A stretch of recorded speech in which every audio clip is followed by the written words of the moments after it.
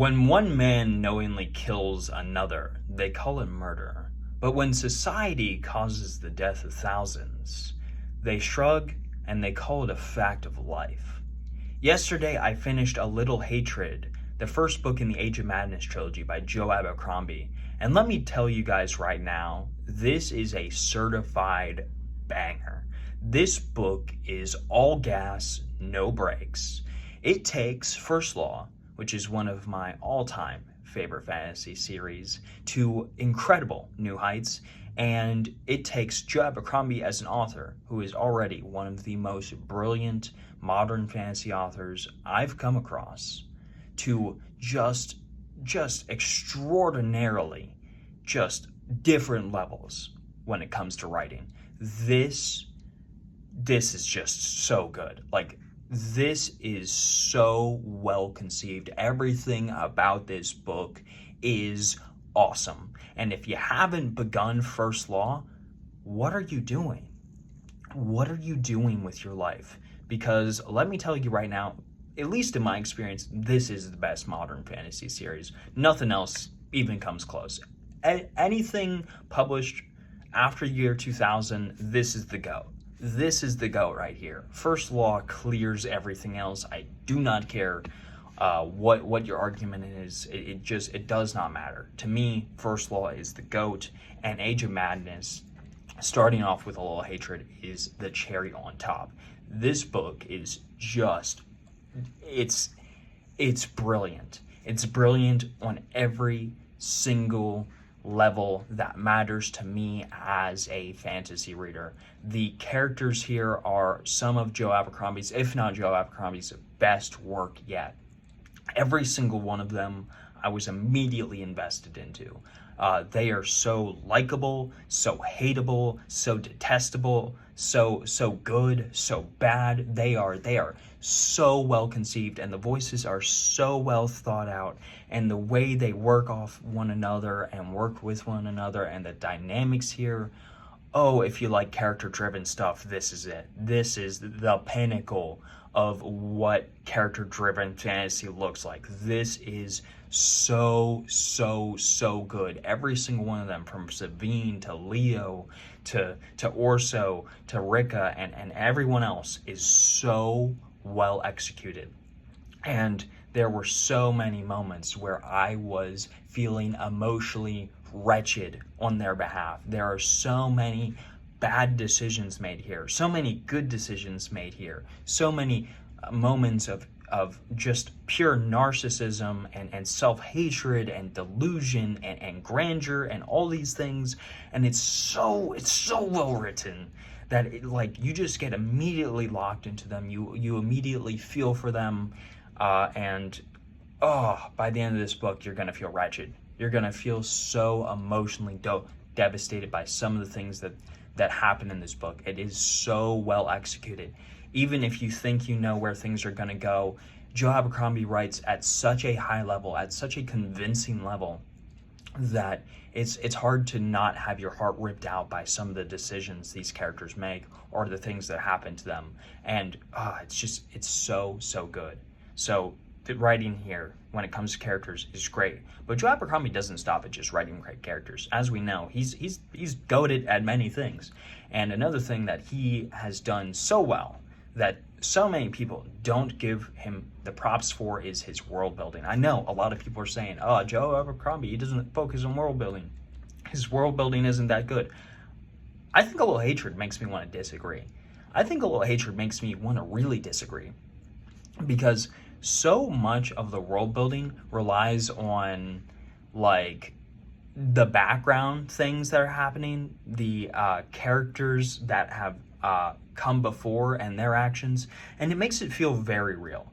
Like, the things that a character did 6 books ago have a serious real world effect on the political events today. And I just have to say, I think that's brilliantly conceived. I know that some people would want the First Law world fleshed out more. Maybe they want to see different cultures or whatever.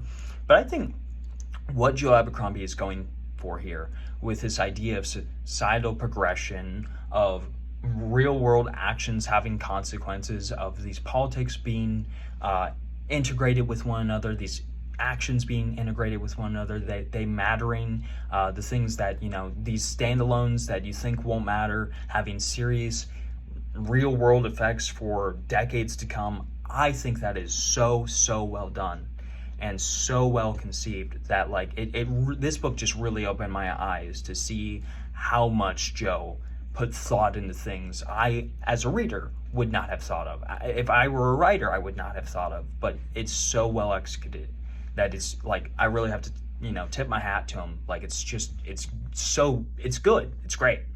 But the world building, again, not the only great thing. Characters are great, world building is great, but the plot is also great here. It's all about this new industry.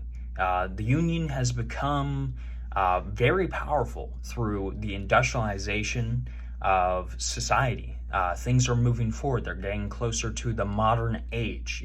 People are still fighting with swords and stuff, but it's starting to look kind of like Victorian Britain. You know what I mean? Like it's starting to get to that like era.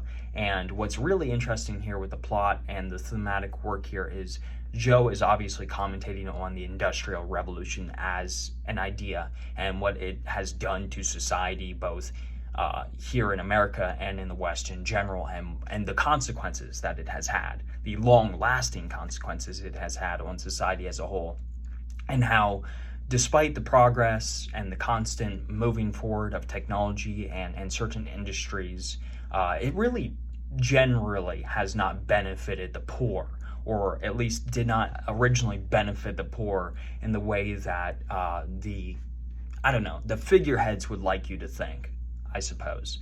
And I really like that idea, but I also really like this idea of revolution and its consequences, because we see in this book, again, not trying to spoil anything, but we see in this book that sometimes these quasi-beliefs or these uprisings, they don't pan out the way you think they will. Sometimes revolution, while it should always be a good thing, backfires, and it actually hurts those who are, the most vulnerable in society. And there's that contention there. There's that thematic work there that Joe Abercrombie is balancing, that, obviously the Industrial Revolution and this leaning upon capitalist society and only benefiting the rich is bad, but sometimes these poor uprisings don't pan out for everyone. Sometimes they actually turn out really terrible.